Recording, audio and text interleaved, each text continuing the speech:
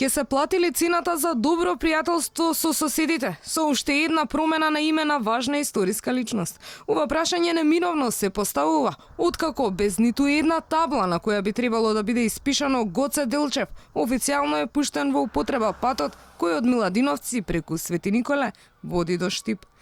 Премиерот не го користи називот на патот што со официјална одлука го даде претходната власт, која ја започна изградбата на овој коридор.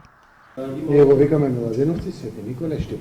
Но ветува дека ако сите процедури за именувањето ги завршиле неговите претходници, овој автопат ќе остане Гоце Делчев. Нема потреба од промена. Ако има веќе завршени процедури околу именувањето на патот, одлично. Освен уставното име на државата, во духот на добрососедските односи со Грција, владата го промени името на автопатот Александар Македонски во пријателство. Аеродромот го доби името на метрополата, а националната арена Филип II беше преименувана во Тоше Проески.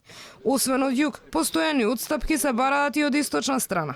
Бугарите немаат помал список на сугестии за тоа што треба да промениме за да бидеме уште подобри пријатели.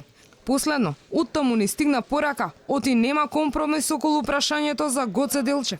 Министерката за надворешни работи Захариева дури и се закани дека без договор околу заедничкиот датум за чествување на Делчев, Софија ќе ја прекине работата на експертската комисија.